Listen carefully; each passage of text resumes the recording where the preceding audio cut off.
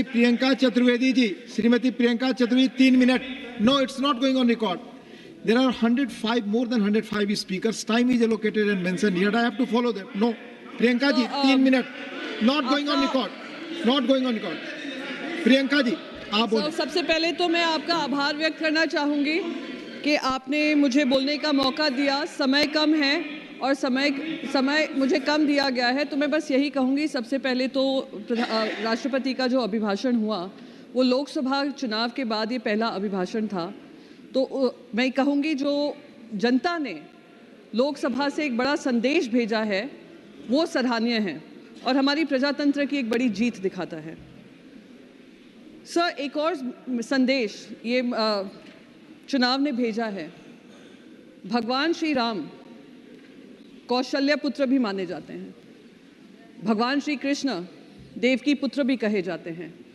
वो कौशल्य पुत्र और देवकी पुत्र ने मिलकर एक संदेश भेजा है और नॉन बायोलॉजिकल जो कहते हैं अपने आप को, उनको एक फर्क दिखाया है और ये बताया है कि भगवान का अवतार भी अपनी माँ के नाम से भगवान माना जाता है। तो ये सबक जो सिखाया, मैं सारी देश की जनता को आभार व्यक्त करना चाहूँगी। वो सारे बायोलॉजिकल वोटर्स जिन्होंने आकर नॉन बायोलॉजिकल को एक सबक सिखाया है, उसे ये कुछ सबक सीखेंगे।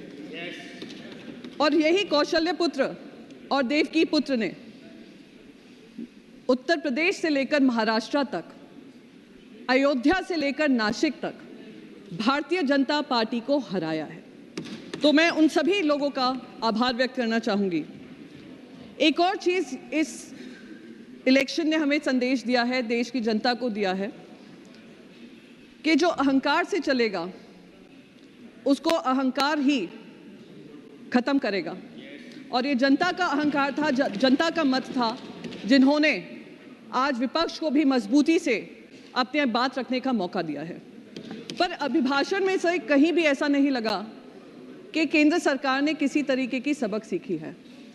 केंद्र सरकार ने ये समझा होगा कि जो बायोलॉजिकली बॉर्न होते हैं वो महंगाई से जूझ रहे हैं, जो बायोलॉजिकली बॉर्न होते हैं वो नीट की जो पेपर लीक हो रहे हैं और करीब 41 पेपर लीक हुए हैं इतने सालों में, उसके ऊपर उनको दर्द होता है। ये बायोलॉजिकली बॉर्न जो हैं वो बेरोजगारी से परेशान हैं। ये बायोलॉजिकली बॉर्न जो हैं वो महिलाएं जो सम्मान ढूंढती हैं, उम्मीद करती हैं कि सम्मान उनको दिया जाएगा। ये जो बायोलॉजिकली बॉर्न हैं, युवा हैं हमारे, वो अग्निवीर जैसी जो पॉलिसी लाई जाती हैं उससे जूझ रहे हैं, उसका शिकार हैं। जो बायोलॉजिकली बॉर्न हमारे किसान हैं वो भी त्रस्त हैं। पर उनके अभिभाषण में कुछ भी ऐसा नहीं दिया गया केंद्र सरकार की तरफ से जो दिखाता है कि कोर्स करेक्शन होने वाला है। तो मैं तो बस यही कहूंगी, सर बस रैप अप ही कर रही हूं, मैं ज्यादा समय आपका नहीं लूंगी। मैं बस यही कहूंगी कि आप ये अहंकार से चलते रहिए, ऐसे अभिभाषण उनके मुंह से बुलवाते रहिए और आने वाले समय में 240 से 40 के लिए आप तैयार रहिए। Thank you. जय महाराष्ट्र, जय हिंद सर।